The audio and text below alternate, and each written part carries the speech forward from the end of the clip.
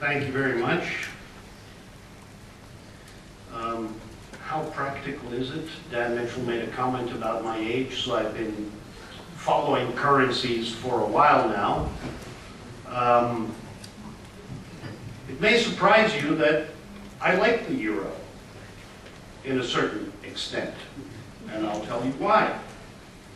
Because when I began in banking in the beginning of the 80s, we had fractured currencies all over Europe, and the euro was conceived to facilitate trade. Now, do you need one currency all over Europe or not? But when I began my travels, I ran around with 20 or 30 different currencies. What does that do? You have to change. Will the people accept your currency? You'll lose 3%. So the way the euro was originally conceived was to facilitate trade within Europe. The problem was that nobody knew what the euro was going to be.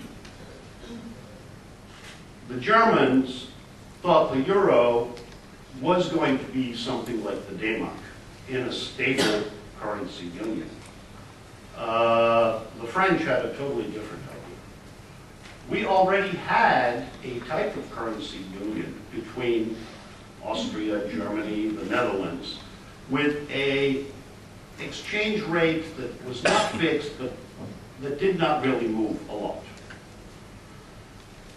So if you expanded this and you had an independent central bank that could set interest rates, and you have to remember the one thing that is important about the currency is its stability.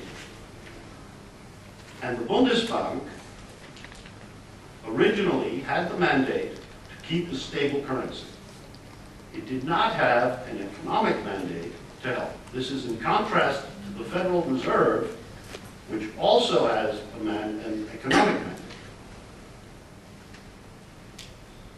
What's the main thing about a currency? It's the trust in that currency. People have to accept it. When I first came to Bratislava, there was an official exchange rate. There was also a black market everywhere. Why was that the case? Because the people did not have trust in their own currency, and they said this set exchange rate is not correct. This is the US dollar. There are more US dollars cash in circulation outside the United States than inside. Why is that? Because a lot of people don't have trust in their own currency.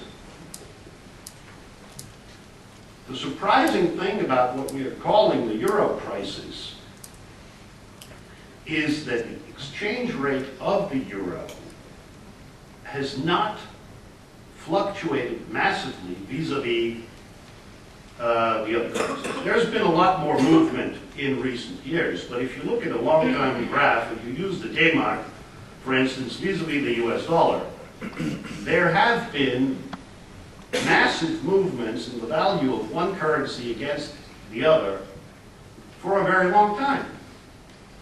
The D-Mark rose, the D-Mark fell, the euro rises against the dollar. Since inception of the euro, we have had a euro-dollar exchange rate that went from 0.8 to 1.6 is a range. That's the total inverse. And the interesting thing is, coming from the currency trading market, we used to trade dollar-mark. Now we're trading euro-dollar.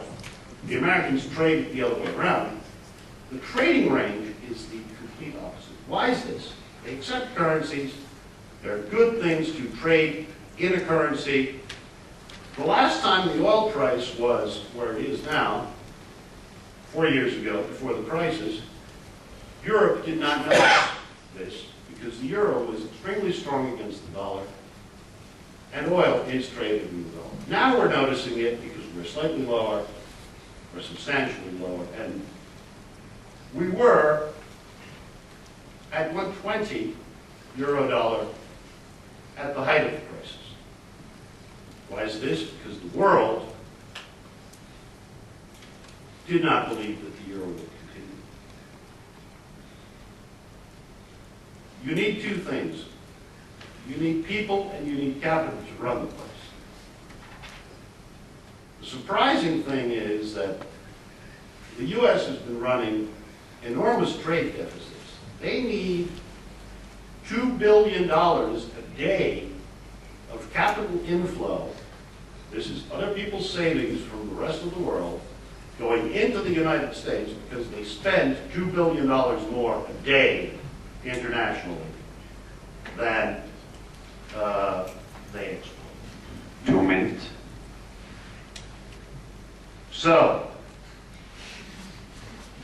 the big question that politicians always ask when they want to get reelected is, are you better off now than you were 10 or 20 years ago? And why is that? I'm assuming if I were to pose this question in this room and having seen the huge developments that have happened in this country over the past 20 years, most people would probably answer yes. The question we have to ask ourselves today, and the reason we need to do something in all of this spending and not devalue our currency, is will we be better off 20 years from now than we are today? And the only way to achieve that is to keep the good elements of the free trade union, the stable currency that we have, and be very, very watchful against the negative elements, the bailouts, the government spending, and all of that we need. Because it's not the euro problem, as Dan said. It's what's behind. It's, do we believe in a common currency is a good thing for many of us here in this room.